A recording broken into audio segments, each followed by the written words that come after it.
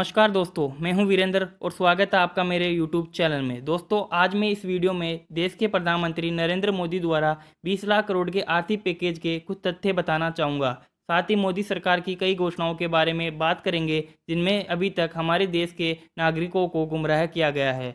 12 मई 2020 रात 8 बजे नरेंद्र मोदी द्वारा देश को संबोधित किया गया और एक घोषणा की गई कि इस लॉकडाउन में देश के नागरिकों को राहत देने के लिए 20 लाख करोड़ का आर्थिक पैकेज दिया जा रहा है। पर असलियत तो यह है कि अभी तक मोदी जी को ये नहीं पता कि 20 लाख करोड़ में कितने जीरो होते हैं। अगर बात करें इकोनॉमिक पैकेज के बारे में, तो इकोनॉमिक पैकेज का मतलब होता है कि जब किसी कंट्री में इकोनॉमिक रिसेशन यानी कि मंदी आ जाती है तो सरकार द्वारा दो प्रकार की पॉलिसीज लाई जाती है। इनमें से पहली है मॉनेटरी पॉलिसी, जिसका मतलब होता है सेंट्रल बैंक द्वारा इकोनॉमी को स्टिमुलेट यानी कि बढ़ाने के लिए मनी सप्लाई को इंक्रीज करना। साथ ही लोअर इंटरेस्ट रेट पर देशवासियों को लोन दिया जाता है जिससे कि इकोनॉमी की ग्रोथ को बूस्ट किया जा सके। और दूसरी पॉलिसी है फिस्कल पॉलिसी, जिसका मतलब होता है कि टैक्सेस में गिरावट करना, यानी कि जो भी कमोडिटी सेल की जा रही है उस कमोडिटी पर टैक्स रेट को कम करना। इस पॉलिसी में गवर्नमेंट द्वारा स्पेंडिंग इंक्रीज की जाती है। पर हम अगर नरेंद्र मोदी जी के इस पैकेज पर गौर करें तो रियल इकोनॉमिक पैकेज से उल्टा साबित हो रहा है। इस पैकेज से ना ही इकोनॉमिक बढ़ रही है और ना ही सेंट्रल बैंक यानी कि आरबीआई द्वारा मनी सप्लाई बढ़ाई गई है और ना ही बढ़ाई जाएगी। दूसरी बात करें टैक्सेस में गिरावट की, तो सरकार ने इस लॉकडाउन में टैक्सेस डिक्रीज करने की जगह इंक्रीज ही किया है। हमारी सरकार ने देश में पैसे की मंदी बताकर कई चीज़ों पर टैक्सेस बढ़ाया है, जैसे कि क्रूड ऑयल पर 70% तक टैक्स लगाया जा रहा है। साथ ही शराब में भी 70% कोरोना एक्साइज ड्यूटी लगा दी गई है। अगर बात करते हैं गवर्नमेंट स्पेंडिंग की, तो गवर्नमेंट खुद देश की जनता से पैसे मांग रही है।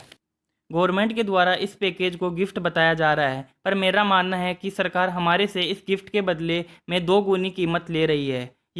यह economic package land, labour, liquidity and low सभी के लिए फ़ायदेमंद बताया जा रहा है, लेकिन अभी तक सरकार ने इन सभी सेक्टर्स के लिए इस पैकेज का एक भी प्रॉफिट नहीं बताया है।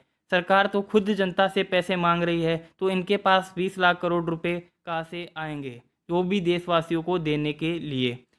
इस पैकेज को सुनकर सभी लोग खुश हो रहे होंगे, पर यह पैकेज सिर्फ बड़े बड़े उद्योगपतियों के लिए ही लाभदायक है। इस पैकेज में किसान, मजदूर, गरीब आदि को 20 रुपये तक नहीं दिए जाएंगे। कोरोना के समय सरकार ने सिर्फ 2 महीने में ही अपने हाथ खड़े कर दिए। क्या हमारे देश की सरकार के पास सिर्फ इतना ही पैसा था कि वह देश को 2 महीने तक ही चला सके? मोदी जी का कहना है कि उन्होंने जन धन खाता योजना के द्वारा 35 करोड़ लोगों को डायरेक्ट अकाउंट में 500 रुपये भेजे। पर अगर मोदी जी या किसी मंत्री जी को 500 रुपये देकर एक महीना अपना खान पान चलाने को बोला जाए तो क्या वह एक महीना निकाल सकेंगे 500 रुपये में? जी नहीं। मोदी जी रोज़ 500 रुपये से ज़्यादा की तो हमारे वातावरण की हवा खा जाते होंगे।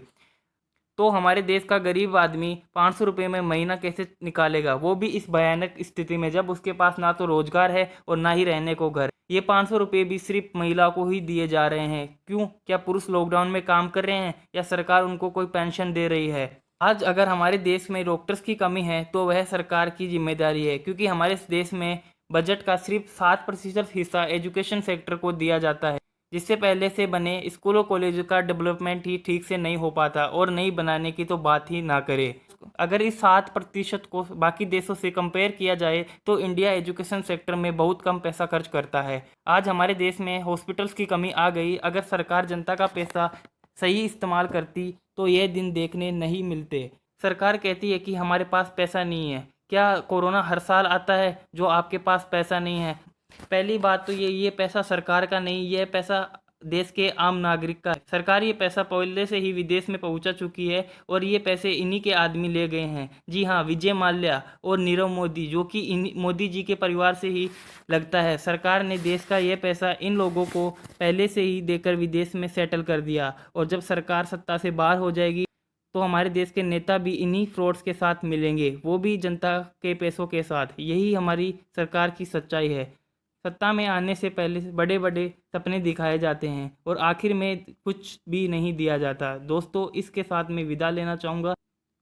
मिलते हैं नई वीडियो के साथ, तब तक के लिए चैनल को सब्सक्राइब करें, साथ ही बेल आइकन अवश्य दबाएं। वीडियो को लाइक, शेयर और कमेंट करना ना भूलें। धन्यवाद।